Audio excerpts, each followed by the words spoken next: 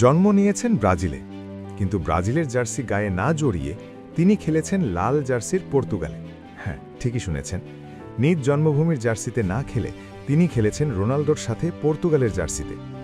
বলছিলাম কিংবদন্তি ডিফেন্ডার পেপের কথা। তার জন্ম হয়েছিল ব্রাজিলের উত্তর পূর্বের শহর মাসেইওতে। খেলার কথাও ছিল সেখানে, কিন্তু তারপরে তার আর সেখানে খেলা হয়নি। কিন্তু কি ছিল তার কারণ? কেন পেপের মতো একজন ডিফেন্ডার ব্রাজিল দলের পরিবর্তে বেছে নিয়েছিলেন পর্তুগাল দল?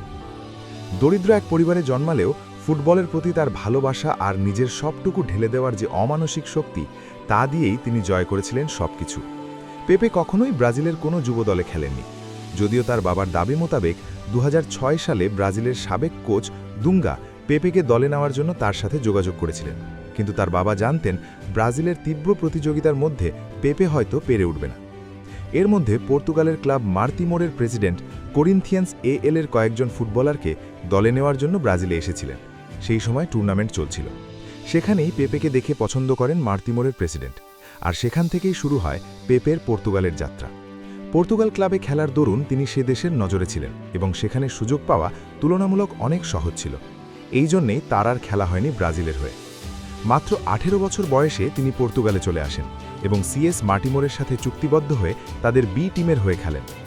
2002 সাল থেকে 3 মৌসুমে পেপে মার্টিমোরের মূল দলে একজন ডিফেন্সিভ মিডফিল্ডার হিসেবে খেলা শুরু করেন।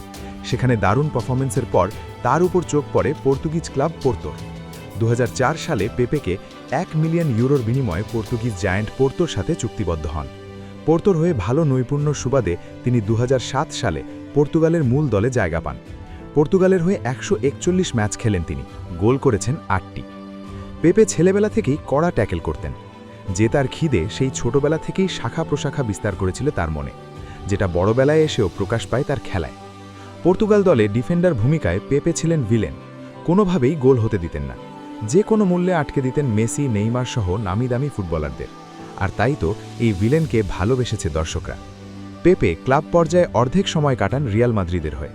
2007 সালে তাকে 30 মিলিয়ন ইউরোর বিনিময়ে 5 বছর মেয়াদে তাকে কিনে নেয় রিয়াল মাদ্রিদ। এরপর সেটা হয় দীর্ঘ সময়ের।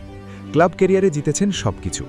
রামোসকে সাথে নিয়ে তিনি তৈরি করেন চীনের এক মহাপ্রাচীর, যেই প্রাচীরের সামনে আটকা পড়ে যেত বিশ্বের সকল নামদামি তারকারা। পর্তুগাল এবং রিয়াল মাদ্রিদের কিংবদন্তি ডিফেন্ডার পেপে 41 বছর বয়সে 2024 সালের 8 অগাস্ট পেশাদার ফুটবল থেকে অবসরের ঘোষণা দেন। দীর্ঘ 23 বছরের কেরিয়ারে তিনি ইউরো 2024-এ সবচেয়ে বয়স্ক খেলোয়াড় হিসেবে রেকর্ড করেন এবং নিজের শেষ ম্যাচটি খেলেন ফ্রান্সের বিপক্ষে।